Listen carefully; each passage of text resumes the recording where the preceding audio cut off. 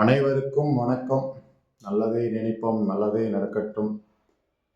இன்றைக்கு என்னோட தாய் தந்தைக்கும் என்னை படைத்த இறைவனுக்கும் எனக்கு உதவி செய்த எல்லா நல்ல உள்ளங்களுக்கும் அருமையான ஒரு பாடல் ஒப்பிடுகிறேன். அனைவரும் கேளுங்கள்.